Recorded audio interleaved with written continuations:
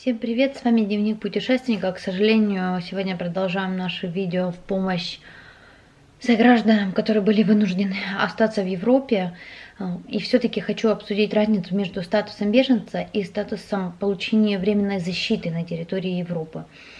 Эти два статуса урегулированы абсолютно разным законодательством, это раз. Второе, это тот факт, что все-таки статус беженства предполагает процедуру определенную. Во-первых, не гарантированно, что вам дадут этот статус. Во-вторых, в тот момент, пока вы будете в процессе получения этого статуса, вы будете лишены права пользования своим паспортом, будете вынуждены получать временное свидетельство, а также вы не сможете работать и учиться на территории государства, в котором вы попросите беженство. Если же мы говорим о статусе временной защиты в Европе, за всеми гражданами Украины будет сохраняться право 1 год, пока что в некоторых странах 1,5 года, находиться на территории страны.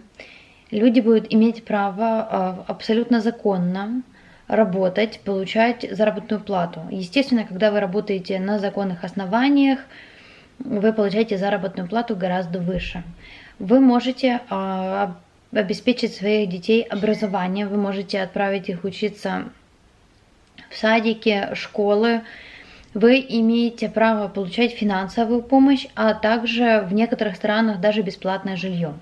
В случае, если это все-таки беженство, вы обязаны будете какое-то время до получения статуса жить в этих убежищах, которые выглядят не лучшим образом, а также все-таки вы не сможете себе сменить страну, если вдруг в той стране, в которой вы подали документы, это та страна, в которую вы первые попали и так далее, вам что-то не понравится.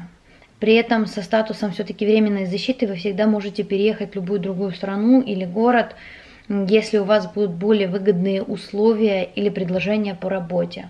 Что касается конкретного перечня людей, которые имеют возможность получить временную защиту на территории Евросоюза.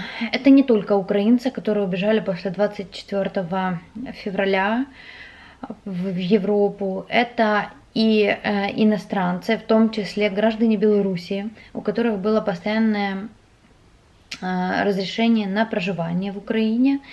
Также это граждане третьих стран, которые имели статус временной защиты или беженства на территории Украины, и граждане третьих стран, которые не имели постоянного вида на жительство в Украине, но по тем или иным причинам после 24.02 оказались на нашей территории и не имеют возможности безопасно вернуться в свою родную страну.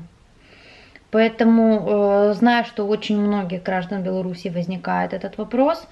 Несмотря на то, что вы должны получать визы Шенген, на данный момент вы можете выезжать за территорию Украины в ЕС, сами себе выбирать любую удобную для вас страну и получать статус временной защиты.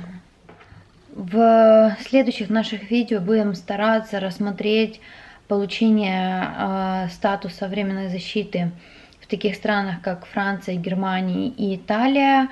Обязательно будем оставлять под этими видео ссылки и конкретный перечень действий, которые вам нужно совершить для получения этого статуса и максимально комфортного уровня жизни на территории других стран, пока у нас здесь все не придет в порядок.